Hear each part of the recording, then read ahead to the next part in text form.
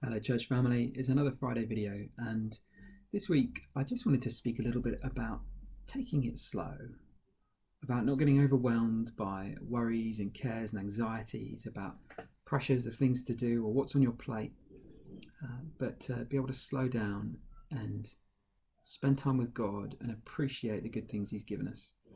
And I'm going to start by reading from Luke chapter 10, verses 38 to 42, and we read, as Jesus and his disciples were on their way, he came to a village where a woman named Martha opened her home to him.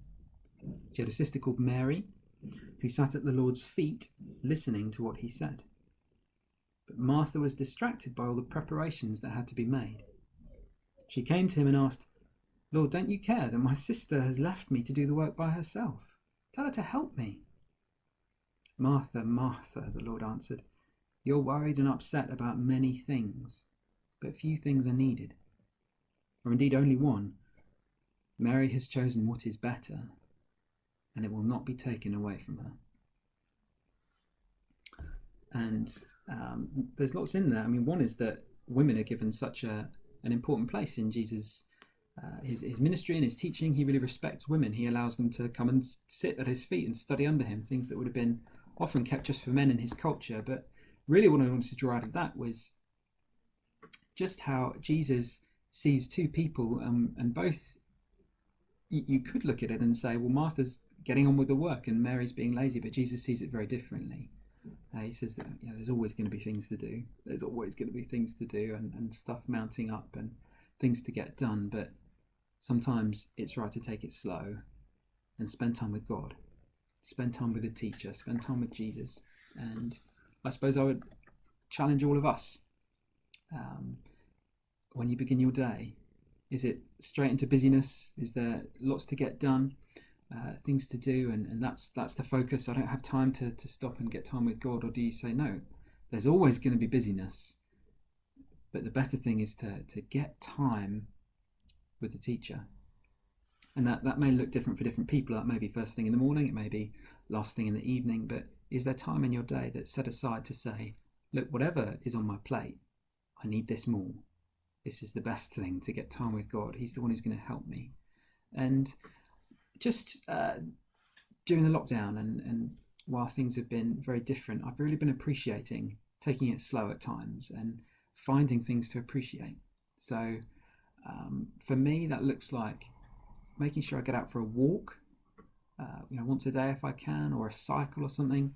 And then when I'm walking, not to just charge around, I've got to get somewhere or just have some music and listen to something, but to stop and look and listen, and just really appreciating seeing fields and trees and birds and the sea, and stopping to listen to the sounds rather than just my own hoof beats as I stroll along the road, but to hear the noises of creation and just little things that we take for granted, but you stop, and I find myself really appreciating the simple things that God's given. I keep seeing these skies that look like they've been painted on almost, beautiful clouds and the sun behind them, and it's just things to be grateful for.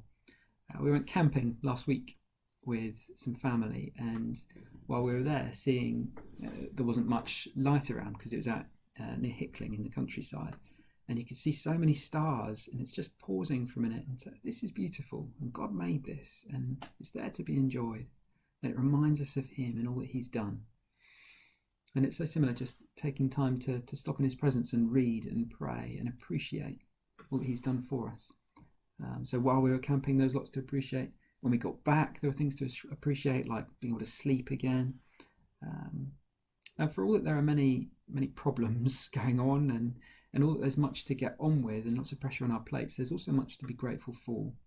And it's so important that we take time to pause and take notice and to thank God. Jesus speaks in Matthew chapter 6 to people who are worried about lots of different things, and he says, look at the birds and look at the flowers. You see, these are important to God. The birds are important to him. He cares for them, he feeds them, he clothes them. The flowers, they're important to God. He's the one that makes them bloom and look beautiful.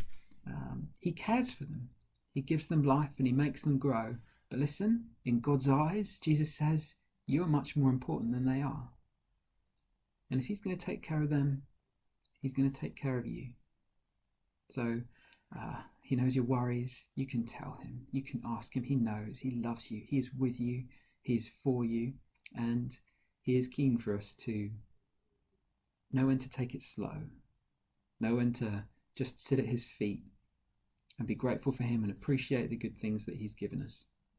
So I hope that helps you. I hope that challenges you to make sure that you are giving Jesus the time that both that he deserves and that you need to get yourself really in the right frame of mind for any given day, however busy it might be.